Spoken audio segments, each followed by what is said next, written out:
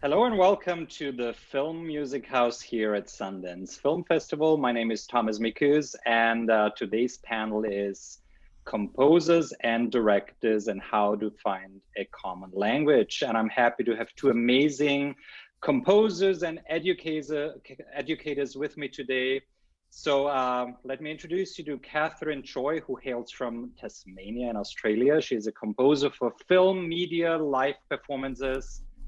Her most recent features were the documentary Naughty Books and the biopic Potato Dreams of America.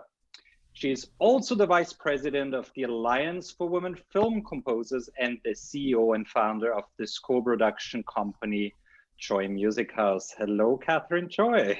Everyone, thanks for having me. I'm glad you're here. And let me introduce you to our second guest, BAFTA-winning composer Garry Schymann. He is known for his work on the video games Bioshock, Bioshock 2, and Bioshock Infinity, which have earned him multiple awards. He also captured the fantasy world of Tolkien for the adventure game Middle-earth: Shadow of Mordor, which was also nominated for a BAFTA award, and Middle-earth: Shadow of War, and many, many other games. But besides being an outstanding, amazing composer, Garry is also an educator. He's teaching part-time at his alma mater, which is USC, the University of Southern California, Los Angeles. Thanks for being here, Garry. Sure. Thanks for inviting me, Thomas. I'm looking forward to our conversation.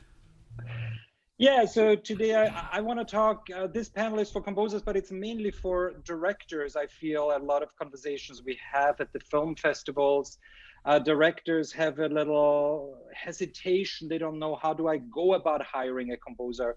How do I find a composer that is right for my film? What do I do about temp music, and how do I talk to a composer? Because I think there is a myth out there that directors have to have music knowledge. So I kind of want to look into this myth and help directors a bit. So I'll pretend that I'm not. I'm a director, and you just give me advice today, and I hope it's fruitful for other directors too.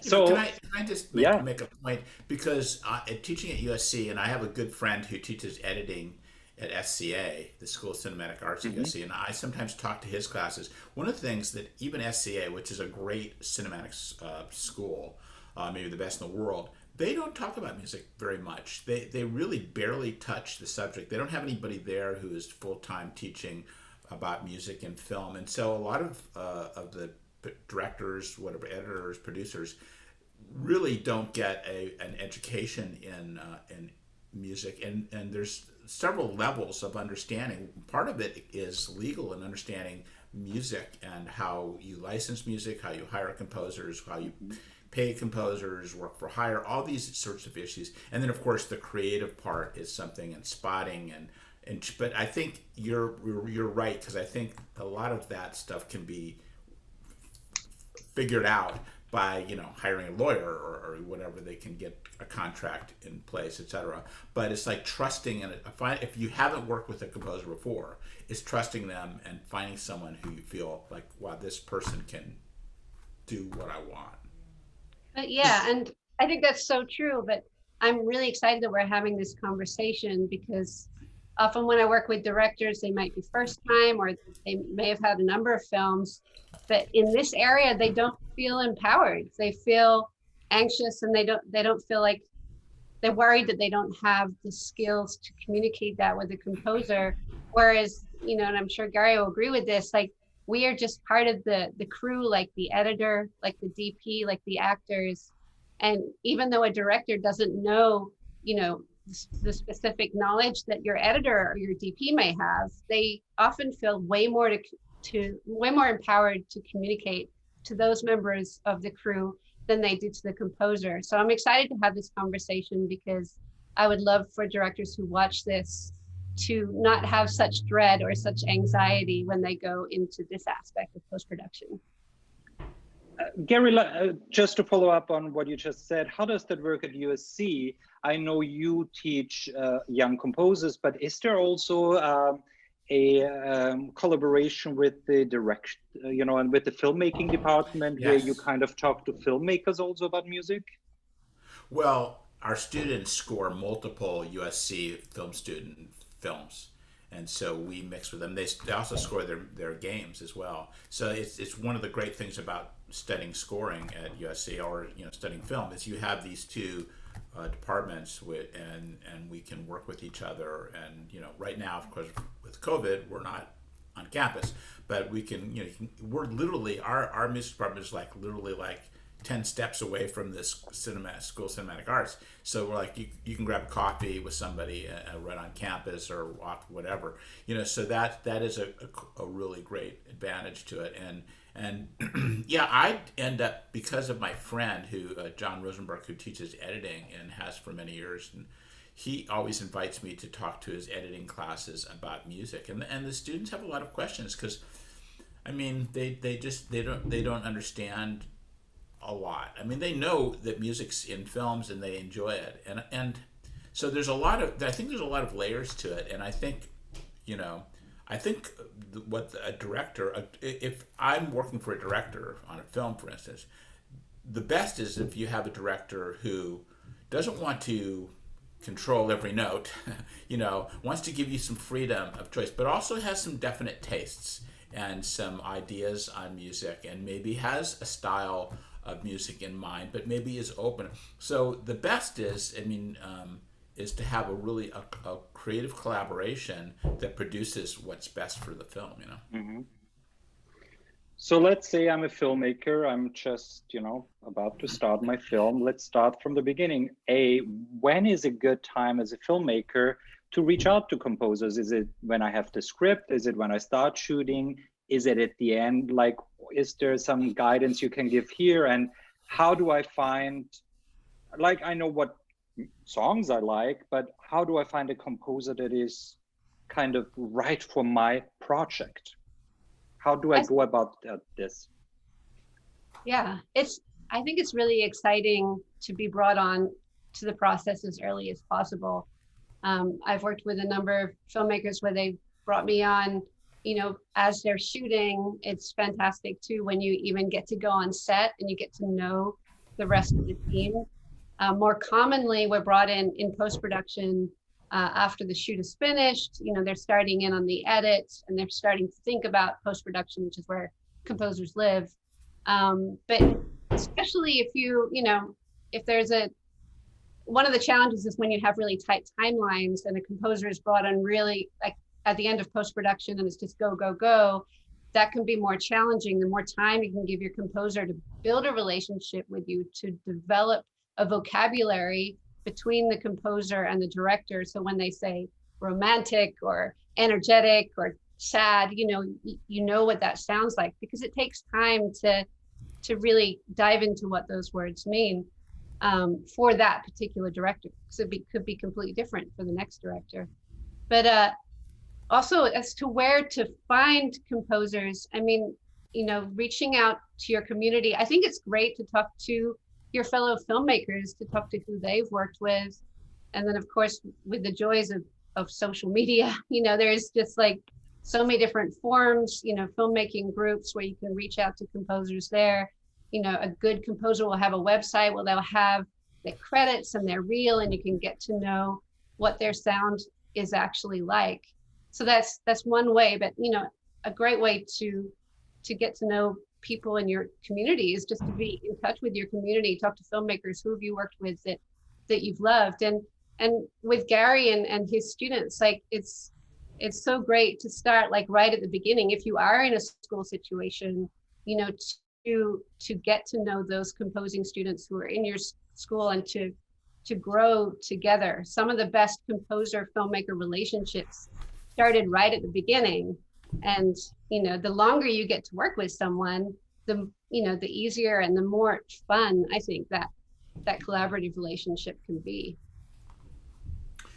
I agree. And there's one thing is your own taste. You are, assuming you're a filmmaker, you're watching films and television and games and whatever, and you're hearing music. What do you like? And if you've seen a film and you go, wow, I love this music, go to IMDb if you didn't see the credits and find out who the composer is, and then maybe check out some of their other projects.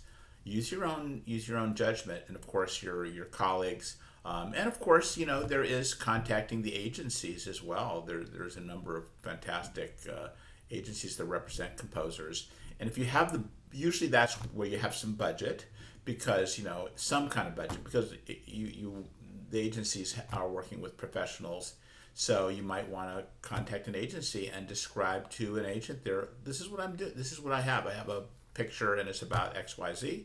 And I'm looking for this type of score, something between John Williams and Hans Zimmer and, Bernard Herrmann, I don't know, whatever, and see what they say. And then is the process. If you're interviewing composers, what's the best way to talk to them and to get, obviously the best way to start is to ask for a demo of pre-existing music and see if any of it speaks to you. See if although it is important that you tell that composer or the agent representing the composer what style you're looking for. Because a composer, I have so much music that I've written, and so I have music in many styles. So I could send you the wrong thing, and yet I might have the right thing. So it's as best you can identify what you're thinking of stylistically, And of course, we could get into temp music too, because temp music is a part of the whole equation as well, Before we get into that, Garry, I just want to amplify what you just said. I love it when I'm initially talking to a filmmaker about their project and asking them, about the vibe of the project. And then I love to build a custom reel for them that has music of mine that kind of fits that bill. And this is a great segue into temp music, because also what sometimes you can do is if you're brought into a project while you're still in the process of writing the original score for that film, if you do have previous music you've done that is in the right vibe, that music can be used to temp the film as you're editing this. This is, of course, dependent on when you bring the composer into the project, but nothing is more fun and helpful in the conversation and the communication to have a project you're working on temped with your own music, because then they're already kind of getting used to your sound. As Garry said, we do a vast range of musical styles. Every composer has done horror films and documentaries, and of course that music may not overlap in different projects, but right, you don't want to send your horror music for a love story. Unless depends on the love story. Could be an interesting take, but I think everyone gets the drift. There are a lot of these concepts are really incredibly important, and talking about temp music, the term and of temp love comes to mind, where a director has fallen in love with the temp music, and maybe it comes from some different sources or whatever. But my hope is to ask the director is to be open to a fresh approach to the music, to have the ability for a paradigm shift. I know one composer I spoke to once, and he said that years ago he used to send the director a CD of this music and say, listen to it in the car. Just listen to it. Don't listen to bad picture. Just it's like a new song. Like when you first hear a song, you may not like it, but then all of a sudden around the fourth time you go, God, I love that song. So get used to that music. Get used to those themes, and then once you do, then put it up against picture and see how it's affecting, I think that's a great idea. But the thing about temp music, sometimes as composers get frustrated because a director is in love with temp, but and Thomas, I'm sure you have more questions to this effect, but talking about music can be really challenging because words don't necessarily match up with, two individuals, what they hear in their mind when they hear that word.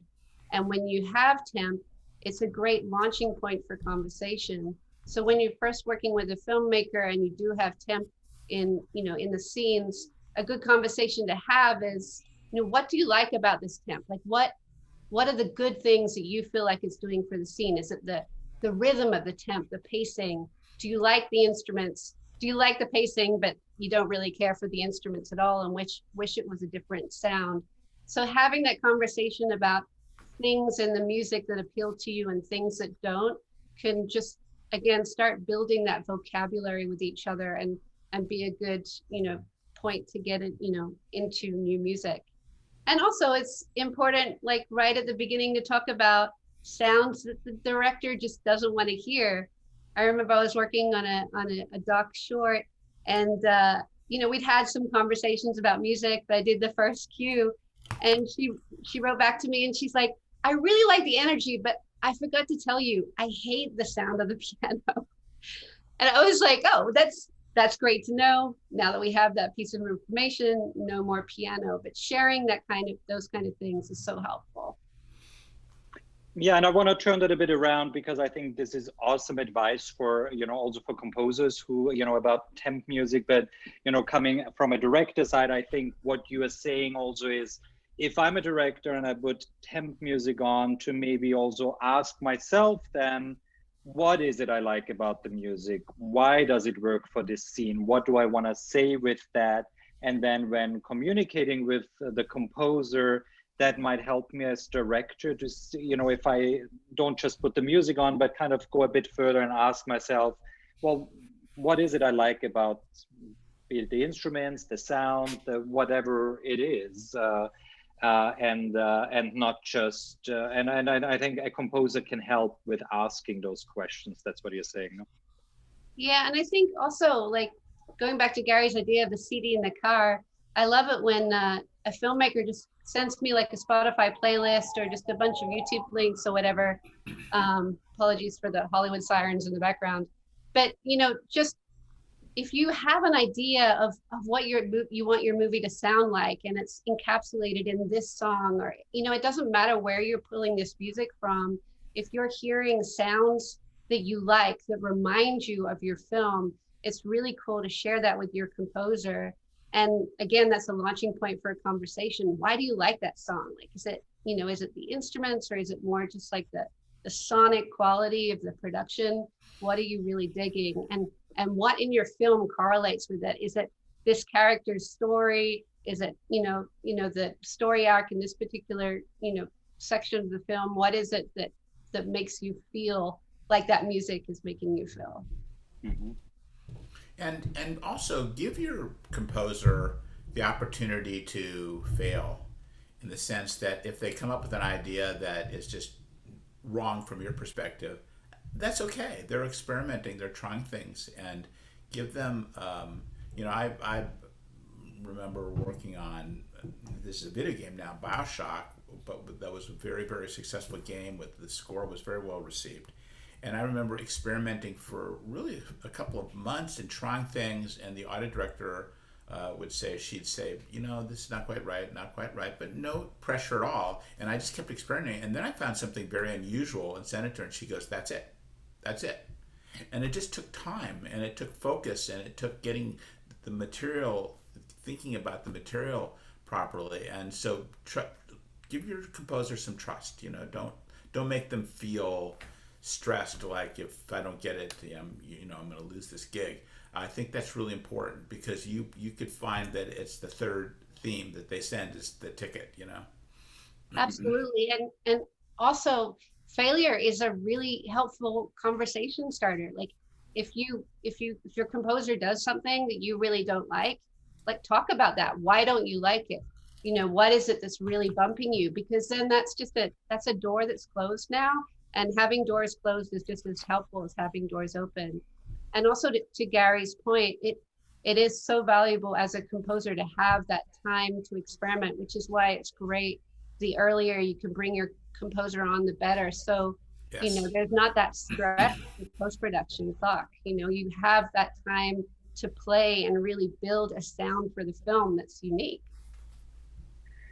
And I think it's happening more and more. Maybe not so much on Sundance projects, because because of the submission and then the timelines, and it's often last minute. But I know a lot of big production, like from Joker to Henry Jackman, I just listened to. They all, where they come on early and they often read the script or have their music as temp music, and I think it's very helpful. And you, Catherine, you talked a bit about language and finding a language of how, what can a director do to kind of find a language to talk to a composer? You know, if I don't have the musical knowledge, I just know what I like and I don't like, but what could help me as a director to communicate music with a composer? Absolutely. So the best thing for a director to do is just talk about, when I hear this, I feel this. We don't need music language at all. You know, if you hear a sound you don't like, you don't just tell us, you know, at this time code, there is a sound that I really like or I really don't like. It's not your job to identify the instrument. You know, it's so important to just speak, you know, as you would to your editor or your actors. You know, it doesn't have, the language in the music conversation doesn't specifically have to be music, because at the end of the day, the music needs to make the audience feel a certain way. The music needs to serve the picture in communicating this aspect of the story. And the important thing to identify is the music is doing that or it isn't. Like, this part of the story, we need this character to be, you know, to emphasize this character is feeling this way because this happened. But when I hear your music, I feel like instead we're highlighting this, or you make it sound like the character's happy when the character is actually devastated. I'm not sure why that is happening, but when I watch it, that's what the music is saying to me. That's already a ton of information for us to run with at that point. But you haven't said like any musical terms. It's not needed. You know, directors need to speak like directors, and we'll totally benefit from that. But I just ask my directors just to, you know, like almost verbal diarrhea, you know, just like talk to me about what you're feeling when you hear it. Don't hold back. Send me a big, being a therapy session. Yeah, totally. Yeah, I mean, I have a, I just have a running document with everything the director said, and I have that up while I'm composing. I mean, Garry, is that how you feel about the language aspect? Yeah, I mean, I don't want to hear that should be a D minor seventh chord or something like that, or use that. There's an omnisphere sound I heard once that you should. I don't want to hear that. That makes me nervous because I feel like I'm going to be nibbled to death by ducks during the whole score. You know, so what I much prefer is feelings. How are they feeling about it? And one thing I do respect, because I'm being, you know, maybe I'm brought on early. That's the ideal. We've talked about that, but usually you're being brought on towards the end of the project for a film, certainly. And so I so respect the director's response to my music, because they're so deeply into this, much more deeply than I've ever, so much time. So they know how the music should make you feel at any one moment. And if it's missing, I may not have that insight. I may not quite understand this one character's arc, you know, or whatever, but they do. They may have written that character 5 years ago, you know, and they've been thinking about that character. So they bring so much insight that really is important for us, you know. And then, you know, and so if you can enlighten us on that, if you can go, hey, by the way, this character has this backstory or whatever, that could impact how we score a scene. And so that kind of information is really valuable. And then, you know, again, be open to a paradigm shift. And then, you know, maybe the idea we have is not good, and we could go back to something that you like. And you know, there's so many different styles of scoring these days. There's the very ambient style that's very popular now, with music doesn't make too much of a statement, but maybe you want the music to make more of a statement. And so that sort of a discussion can be had as well, that you want a score, the overall sort of style of the score. You know, if you're if you're a director and you love the music of Bernard Herrmann, that's a pretty strong style of music. On the other hand, if you want something that's much more ambient, then that's a conversation as well that should be had. Absolutely. I just recently did a film, Potato Dreams of America, and the filmmaker told me that he really wanted a 90s score, and he referenced Curly Sue and Steel Magnolias. And, you know, I was like, really? Are we sure? Like, so what I ended up doing was temping a few of the scenes with cues from those movies. And Isn't that Delarue? Didn't he do Steel Magnolias? Yeah. Yeah. That's right. Yeah. I mean, it's such a distinct sound. It's very melody forward. It's very different from what you hear these days. It was super fun to do. But I just to make sure the director and I were on the same page, I temped just a few scenes, not the whole film, with some of those cues just to see for my education how it played, and to double check with him that it was the sound he want. And he was like, yes, like I like how that works. And so we used music to kind of confirm that, you know, that verbal conversation we had. But Well, I think, you know, we want directors to, like, we're there to capture the director's vision, and we want, you know, you should be working with a composer who really respects what you has to say and is willing to figure out musically what that sounds like. Right. Which wouldn't have been a good, Bernard Herrmann would not have been a good choice for that, because he was a very difficult guy. You just had to love what he wrote. Yeah, exactly. Well, I'm glad we're moving up from all the 80s scores to the 90s now. That's refreshing. I like 90s music and scores. So before we wrap up, just if you could give a few tips, and I know, Garry, you said that in the very beginning, you know, so if I'm a filmmaker that does not have the, you know, the possibility to spend money on a lawyer and look at licensing and all that, you know, like legally and working with a composer, is there a few things that directors should be cautious with, should make sure it's taken care of? So what is your tips and wish list maybe also there from both of you?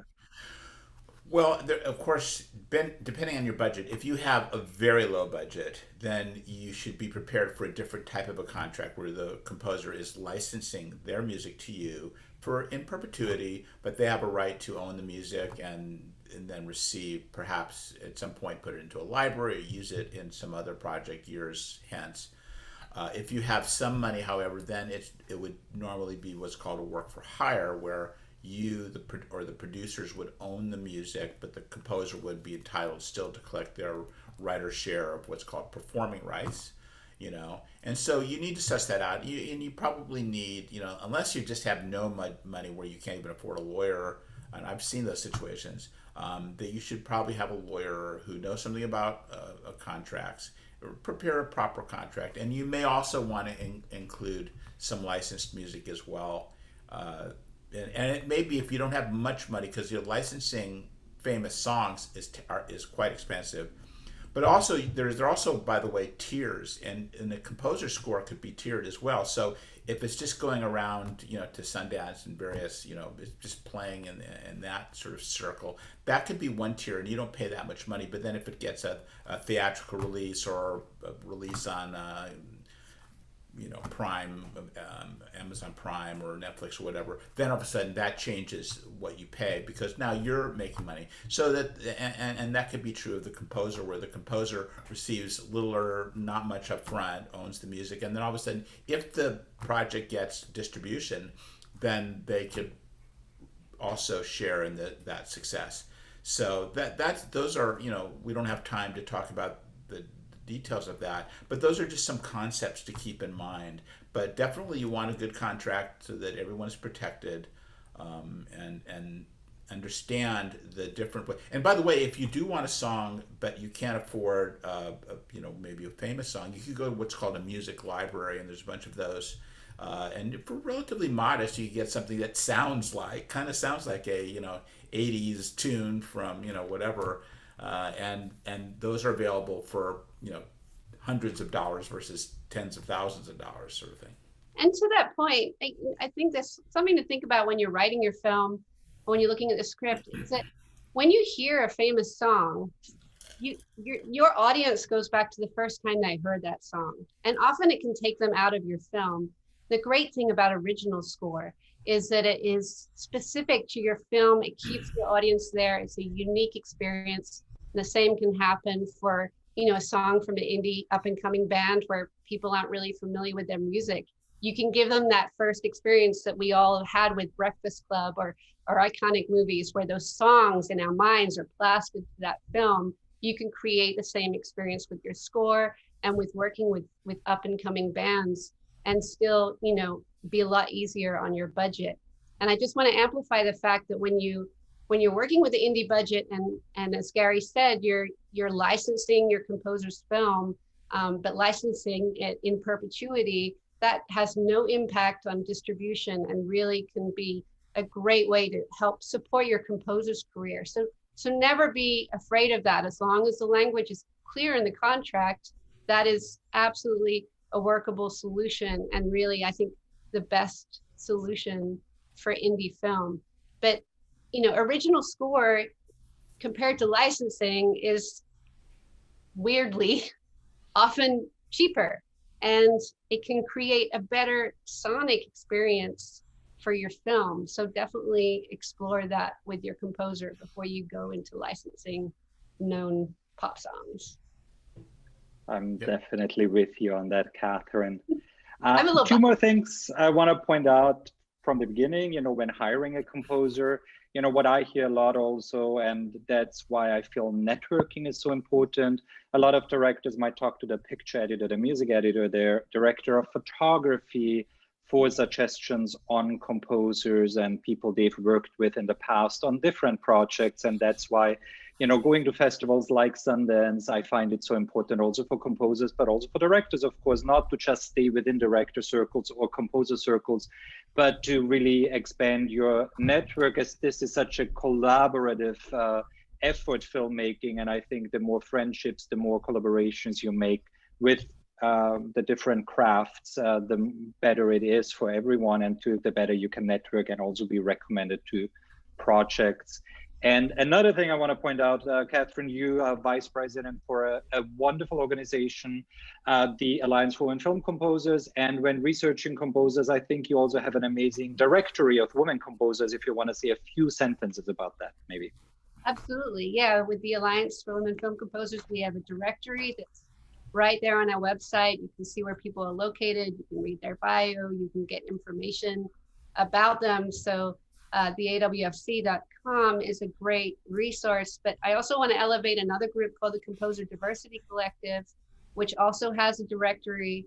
So, I think as we're, being aware about diversity and inclusivity and making sure these wide range of musical stories are told, I think that's a great way to reach out to people. But Sundance is a great festival, and trust me, there's nothing better than someone saying, I saw your film in a film festival and I loved your score. I thought your editing was amazing. Those shots were incredible. I mean, these film festivals are a great place to find out, what's hot in all areas of film, and then follow that up with actually connecting with people is such a wonderful way to build community. And I think you should like your composer. If you meet with them, you should feel a connection. You shouldn't like feel like, I don't really want to spend any time with this person after I think the best collaborations are when you connect in some way. I remember a director I worked for, and we started talking, and this guy knew more about composers, historical composers, than I did. It was unbelievable. I mean, he started talking about Jerry Goldsmith and this score, this obscure score from that and that obscure. And I was going, wow, this guy. And so we ended up just like talking, but really feeling great about each other by the time we were done. And so, I think that's for the director. It's like you should feel comfortable with whoever you're going to work with, and feel like, they're going to be able to take direction, and also obviously give you some really cool creative music, and someone who just really is excited about your film, who gets your vision for your project and is willing to get in the trenches and make it come to life. Well, and I have to say, both of you, I think I would love to be in the room with forever. And